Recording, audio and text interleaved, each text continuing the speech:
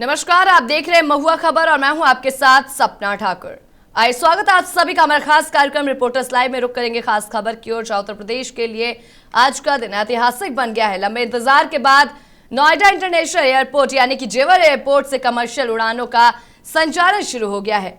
सोमवार को लखनऊ के चौधरी चरण सिंह अंतर्राष्ट्रीय हवाई अड्डे से रवाना हुई पहली कमर्शियल फ्लाइट जेवर एयरपोर्ट पर सफलतापूर्वक लैंड हुई, जिसके साथ ही देश के सबसे महत्वाकांक्षी एविएशन प्रोजेक्ट्स में से एक का नया अध्याय शुरू हो गया है।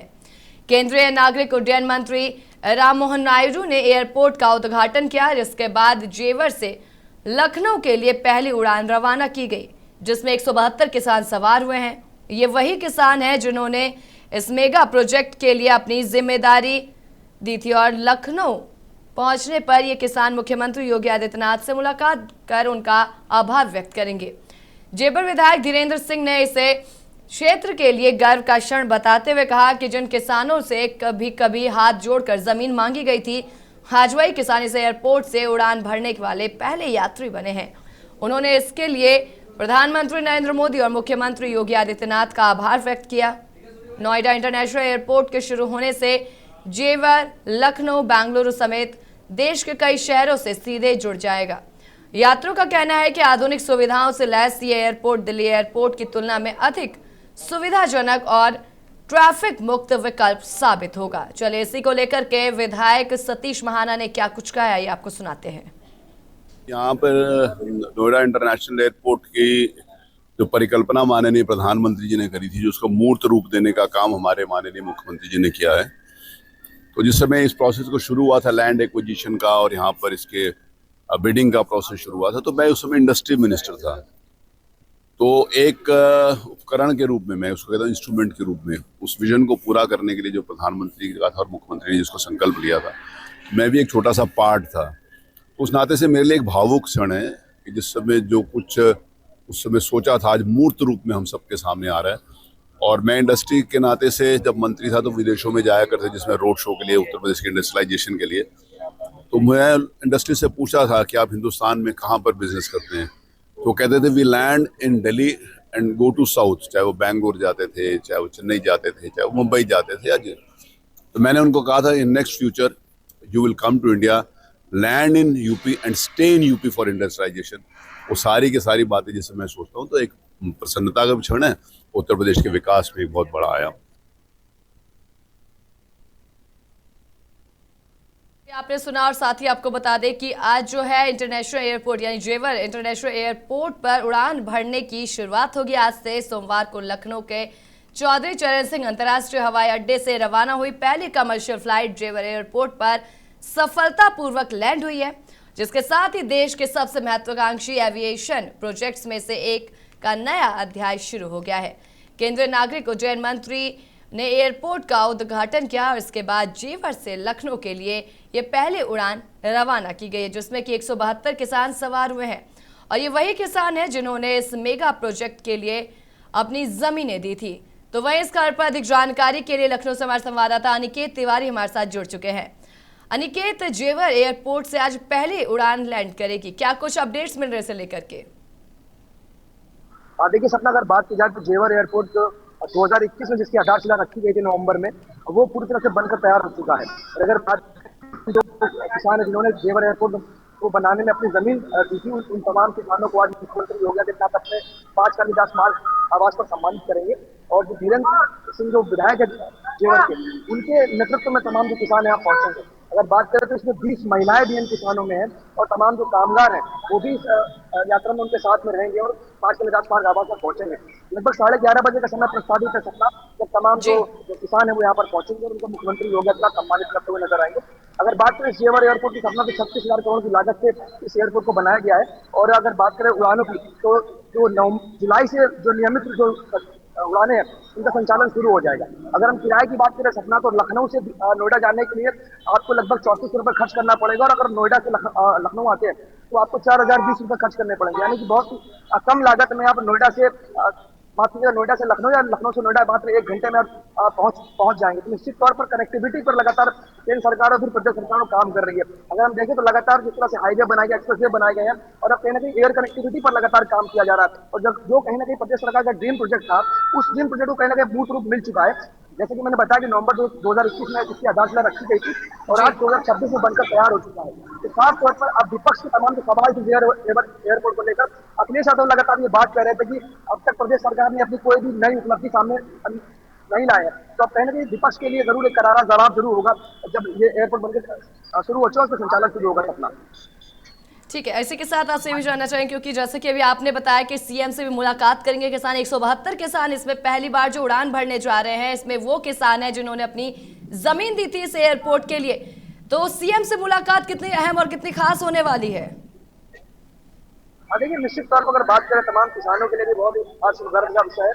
और अगर बात करें प्रदेश सरकार की, निश्चित तौर पर प्रदेश सरकार ने मैंने बताया अपना ये ड्रीम प्रोजेक्ट था और अब वो ड्रीम प्रोजेक्ट कहने को पूरी तरह से मूर्त रूप ले चुका है। तो निश्चित तौर पर सरकार की जो बड़ी उपलब्धि है और तमाम जो किसान है जिन्होंने एयरपोर्ट के लिए अपनी जमीन दी थी, उन किसानों के लिए भी निश्चित तौर पर गर्व और हर्ष का क्षण ये पल होगा जब वो मुख्यमंत्री योगी आदित्यनाथ के सामने होंगे और वो उनसे सम्मान करते हुए नजर आएंगे सबका।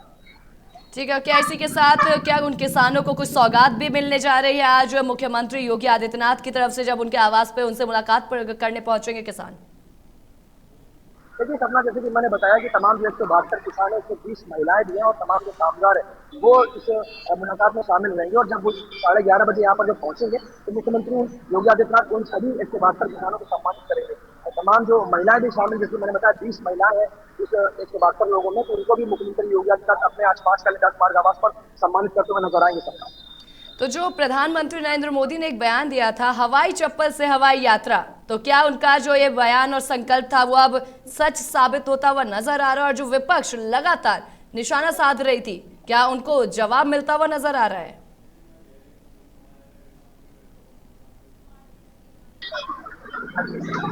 अनिकेत, आपको आवाज मिल पा रही है? तो जिस तरीके से प्रधानमंत्री नरेंद्र मोदी ने कहा था कि हवाई चप्पल से हवाई उड़ान तक, और विपक्ष लगातार निशाना भी साध रहा था, तो क्या अब जो ये उड़ान भरी जा रही है तो क्या विपक्ष को इससे करारा जवाब मिलता हुआ नजर आ रहा है? देखिए सपना, अगर हम बात करें तो पहले के दिनों में अगर हम एयरलाइंस की अगर हम बात करें तो एयरलाइंस पर यात्रा करना मध्यम वर्गीय परिवार के लिए बहुत बड़ी चुनौती और बहुत बड़ा सवाल हुआ करता था। लेकिन अब जिस तरह से ये फ्लाइट शुरू हुई है, किराया बताया कि 3400 रुपए से 4000 के बीच का जो किराया है, निश्चित तौर पर तमाम जो मध्यम वर्गीय जो परिवार है वो अभी अब जो हवाई यात्रा वो कर पाएगा। तो खासतौर पर तमाम जो लोग हैं, जैसे कि प्रधानमंत्री नरेंद्र मोदी ने कहा था कि चप्पल से लेकर हवाई यात्रा तक का सफर उनको तय करवाना है तमाम देश की जनता को, तो वो इनका जो वर्डिक्ट था वो कहीं ना कहीं पूरी तरह से धरातल पर उतर चुका है, मूर्त रूप अपना ले चुका है। और तमाम जो मध्यम वर्गीय परिवार वो भी कहीं ना कहीं हवाई यात्रा का आनंद ले पाएगा। तो इसी के साथ जैसे पहला ये आज जो पहली उड़ान है उसके साथ ही सुचारू रूप से कब से शुरू हो जाएगा एयरपोर्ट अपने कार्य में और कब से लोग जो है इसका लाभ उठा पाएंगे? देखिए सपना, अगर बात करें तो जो नियमित रूप से संचालन है लखनऊ से नोएडा,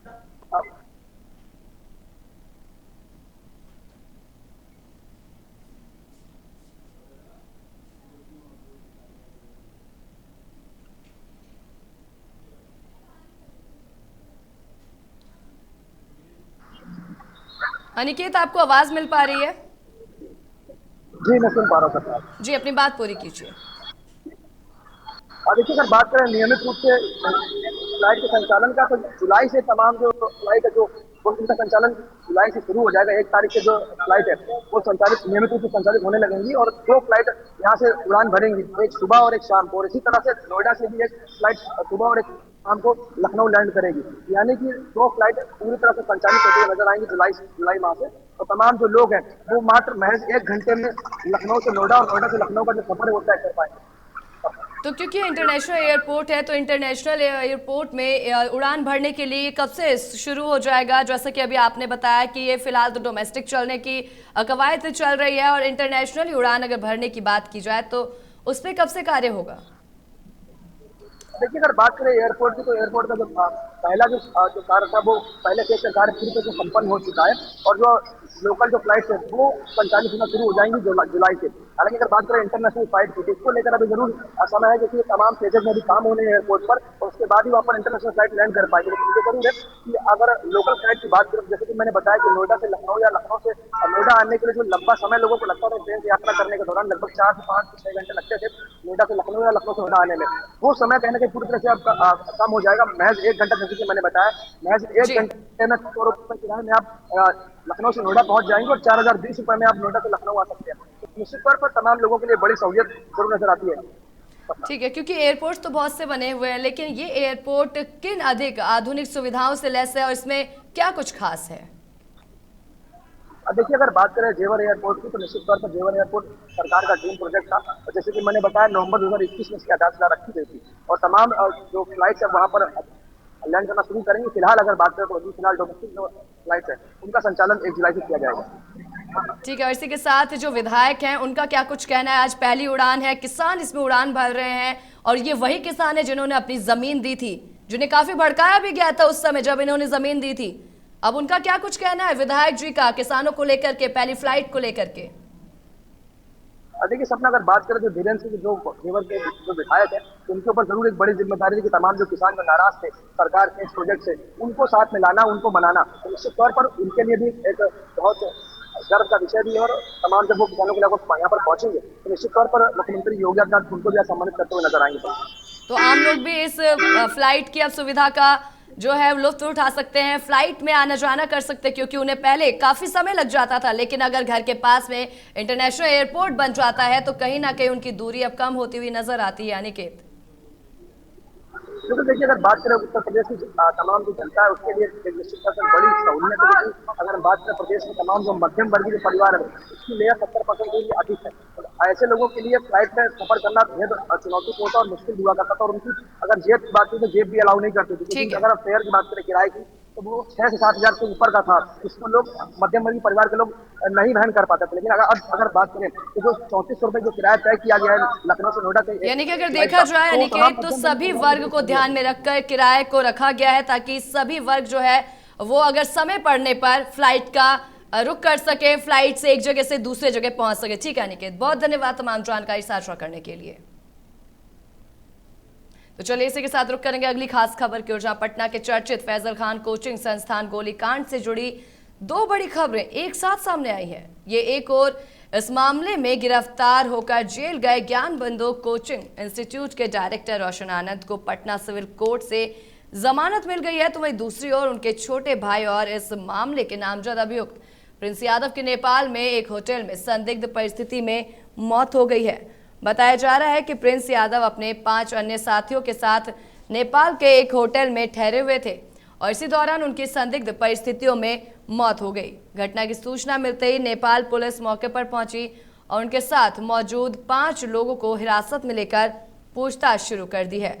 वहीं पुलिस सभी संभावित पहलुओं को ध्यान में रखकर मामले की जांच कर रही है। उधर पटना सिविल कोर्ट में हुई सुनवाई के दौरान दोनों पक्षों की दलीलें सुनने के बाद अदालत ने रोशन आनंद की जमानत याचिका मंजूर कर ली है। तो वहीं इस खबर पर अधिक जानकारी के लिए हमारे संवाददाता पटना से रिया सुमन हमारे साथ जुड़ चुकी है। रिया, जिस तरीके से कल भी आपसे बात हुई थी, प्रिंस यादव की मौत जो है उसका रहस्य अभी बना हुआ है। नेपाल में उनकी मौत हुई जो कि नामजद थे इस पूरे केस में, और अब उनके भाई को जमानत की मंजूरी मिल चुकी है। क्या है पूरा मामला, विस्तार से बताएं। देखिए, फैजल रहमान खान सर के जो आप देख रहे थे कि लगातार ये जो मामला आ रहे थे, FIR वगैरह हुआ था, उसके बाद देखिए रोशन आनंद जी को आज बेल मिल गया है कोर्ट से। उसके बाद आपने देखा कि कल जिस तरीके से प्रिंस का डेड बॉडी जो है नेपाल से आई, उसके बाद पूरा झकझोर कर रख दिया। कोचिंग संस्थान के जो युवक थे वो सारे लोग परेशान थे। कल कोचिंग के बाहर पूरा सन्नाटा छाया हुआ था, सारे स्टूडेंट नाराज थे। हालांकि देखिए आज फैजल रहमान सर ने एक वीडियो भी जारी किया, उन्होंने दुख को व्यक्त किया। लेकिन सबसे बड़ी बात है कि एक छोटी छोटी बातों में आज एक घर का चिराग बुझ गया। तो कितनी बड़ी बात है कि एक परिवार तबाह हो गया। इतनी छोटी सी लड़ाई इतना बड़ा रुख लेगा, किसी को अंदाजा भी नहीं था। हालांकि आज अभी सब सदमे में है। प्रिंस की मौत के बाद सारे लोग सदमे में हैं कि आखिर ऐसे कैसे हो गया। लेकिन कई वीडियो जो है उनके दोस्त के जरिए भी आया है उस वीडियो में एक्सेप्ट किया गया है कि कैसे क्या हुआ था, तो सारी चीजें वहां पर खुलासा की गई है। लेकिन कल आपने देखा सहरसा से हमारे सहयोगी ने तमाम रिपोर्ट को दिया है कि कैसे क्या हुआ, उनके परिजन के बीच जो है डेड बॉडी कब आई, कैसे क्या, वो सारी चीजों की जानकारी उन्होंने दी। लेकिन सबसे बड़ी बात है कि पटना का भी हम आपको बता दें तो रोशन आनंद सर को जो है बेल मिल गया। कितनी मुश्किलों के बाद ये बिल मिला। हालांकि आज देखिए वकील साहब का भी बयान आ गया, जो रोशन आनंद के वकील थे हाईकोर्ट का, उनका भी बयान है। उन्होंने कहा कि कहीं भी ये आरोपी तो नहीं थे, जबरदस्ती इन्हें फंसाया जा रहा था।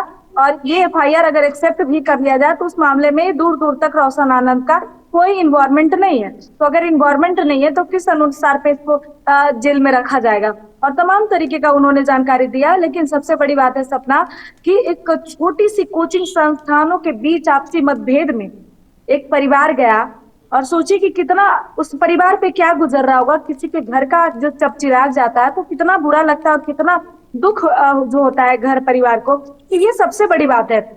और सबसे बड़ी बात ये भी है कि जैसे आप आनंद जी को देख रहे हैं, रोशन आनंद जी को देख रहे हैं, उनके भाई प्रिंस को देख रहे हैं, तो दोनों एक साथ कितना काम वगैरह करते थे। हमेशा देखा जाता था कि वो आंदोलन के हिस्सेदार भी रहे हैं, तमाम लोगों के साथ खड़ा रहते थे, कभी भी कुछ भी हो तो वो हमेशा साथ पाए जाते थे युवाओं के साथ।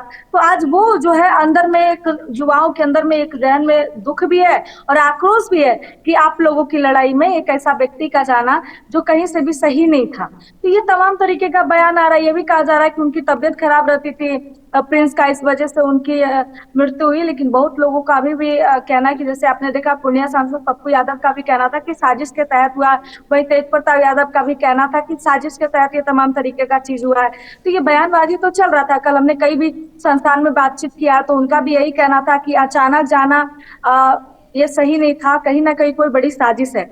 अब देखिए, अब तो रोशन आनंद जब जेल से रिहा होंगे तब सारी चीजें पता चलेगी कि क्या था आपसी मतभेद, आखिर कहाँ से क्या जो है सबसे बड़ी परेशानी का कारण बना जिस वजह से आज उनके बीच में उनके भाई नहीं रहे। तो इन तमाम तरीकों का चीज जो है आएगा सामने जब रोशन आनंद रिहा होंगे जेल से।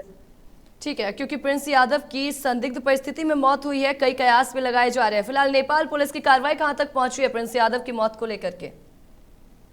देखिए, जब प्रिंस यादव की डेड बॉडी जब सौंपी गई थी नेपाल पुलिस ने उनके गार्जियन को इन्फॉर्म करके उनके गार्जियन को नेपाल बुलाया और उसके बाद उन्हें डेड बॉडी सौंप दिया गया। हालांकि पोस्टमार्टम के बाद ये जानकारी मिली थी कि आपने देखा कई जगह पे ये चर्चाएं चल रही थी कि उनके बॉडी में जो है जहर का मात्रा जो था वो था।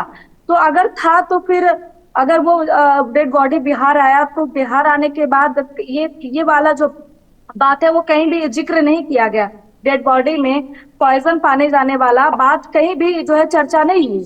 तो आखिर क्या छुपाने की प्रयास हो रही है? प्रिंस यादव की हत्या हुई है या तो फिर उनकी तबियत की वजह से उनका मौत हुआ? ये तमाम तरीके का जो चीजें सिर्फ जब तक कि उनके परिजन और उनके जो भाई हैं खुलकर ना बता दे कि आखिर मामला क्या था। उनके साथ जो 6 दोस्त साथ में नेपाल में मौजूद थे, उनकी ये बात आई थी कि उनकी तबीयत खराब था और ज्यादा फ्रस्ट्रेशन में था, जिस वजह से उन्होंने मेंटल हेल्थ का जो है दवाई लिया था और वो कंटिन्यू कई महीनों से मेंटल हेल्थ का दवाई खा रहे थे। अगर उसके ओवरडोज की वजह से उनकी मौत हुई है तो ये तो जानकारी पोस्टमार्टम वाले रिपोर्ट में होगा ही होगा, और वो जानकारी अगर होगा तो जरूर मीडिया के सामने आएगा कि आखिर क्यों, कारण क्या था उनकी मौत के बाद का कारण। तो इन तमाम तरीके का चीज आएगा। लेकिन बयानबाजी तो देखते हैं कि हर गम पे भी और खुशी पर भी बयानबाजी तो पॉलिटिकल लोगों का है कि होता है। लेकिन सबसे बड़ी बात है कि कोचिंग संस्थान के ऊपर अब सरकार को नजर रखनी होगी, क्योंकि ऐसे ऐसे कोचिंग संस्थान की वजह से कई बार कई लोग आपसी मतभेद के वजह से कई लोग जो है अपने परिवार का जान का कीमत चुकाना पड़ता भी है। तो इन तरीकों का चीज ना हो, सरकार को पॉलिसी लाना चाहिए और सरकार को पॉलिसी बनाना चाहिए ताकि आगे चल के ऐसा कुछ ना हो सपना। तो 2 कॉलेज संस्थान के बीच मामूली विवाद को लेकर ये खूनी संघर्ष में बदल गया है, जहां प्रिंस यादव, जिनको एक बताया जा रहा है इसमें संलिग्ध थे और उनकी ऐसे मौत हो जाना अचानक से, परिजनों की क्या कुछ मांग है प्रशासन से उनकी मौत को लेकर के? देखिए, जैसे कि आपको मैंने बताया कि सहरसा के हमारे सहयोगी ने वहां पर जाके लोगों से, उनके परिजन से बात भी किया था, जिसमें उन्होंने साफ कहा कि प्रिंस ऐसा नहीं था कि वो आत्महत्या कर ले या फिर उनकी इतनी तबीयत भी नहीं खराब थी कि उनके तबीयत की वजह से उनकी मौत हो जाए। लेकिन अगर मौत किसी भी कारण से हुआ है, जांच का विषय है, जांच होना चाहिए और उन्हें इंसाफ मिलना चाहिए। जबकि उनकी कहीं भी गलती नहीं था, ना प्रिंस यादव का, ना रोशन आनंद जी का। कहीं भी इन दोनों की जो आपसी मतभेद है वहां पर कहीं भी इन दोनों का हाथ नजर नहीं आया। बिना साक्ष्य का सरकार ने इन्हें जेल भेजा और उन्हें आरोपी मान लिया प्रिंस यादव को, जिसके वजह से वो नेपाल भागे हुए थे। तो जब इन दोनों का हाथ कहीं नहीं था तो फिर हिरासत में रखने की वजह क्यों थी? और कल देखिए कि जब उनकी डेड बॉडी आई तो आज उन्हें बेल कैसे मिल गया? तो ये तमाम तरीके का बयान है। आखिर इतने दिनों से 15-20 दिन से लगातार ये मामला चल रहा था, कई दिनों से याचिका दर्ज किया जा रहा था उनके वकील के द्वारा, तो उन्हें बेल क्यों नहीं मिल रहा था? आज अचानक ऐसा क्या हुआ कि उन्हें बेल मिल गया? उनकी मौत हुई और इधर बेल मिल गया। आखिर कहाँ से बयान कौन पलट रहा है? सभी को पता है, देश दुनिया और आपको मीडिया सहयोगियों को भी पता है कि कैसे और कहाँ पे क्या साजिश रची गई है। लेकिन देखिए सपना, खुलकर बोलना भी अब गुनाह हो गया है, ये बात को सभी मानते हैं और उनके परिजन को भी पता है कि आखिर मामला कहाँ से उठा, कहाँ समाप्त हो गया। लेकिन सरकार को जांच करनी चाहिए, प्रशासन को कड़ी मुस्तैदी के साथ सभी पर नजर बनाकर सभी से पूछताछ करनी चाहिए। हालांकि देखिए सबसे बड़ी खबर है कि देखिए कल 3-4 लोग जो फैजल रहमान सर के जो नजदीकी है उनको प्रशासन के द्वारा लगातार नोटिस चिपकाया जा रहा था, उन्हें थाना पूछताछ के लिए बुलाया जा रहा था, वो नहीं जा रही थी, जिस वजह से फैजल रहमान खान सर के कोचिंग के बाहर जो है पोस्टर लगाया गया कि आपको थाने में जाकर गवाही देना होगा, आप थाने आइए, लेकिन वो फिर भी फरार चल रहे हैं। तो ये सबसे बड़ी बात है कि खान सर के ही लोगों का सबसे बड़ा इसमें रोल है कि अगर वो चले जाते, गवाही दे देते, साक्ष्य हो जाता, तो आज 2 लोग जो है बेगुनाह ना जेल में कटता, ना किसी की मौत होती। तो ये सबसे बड़ी बात है सपना।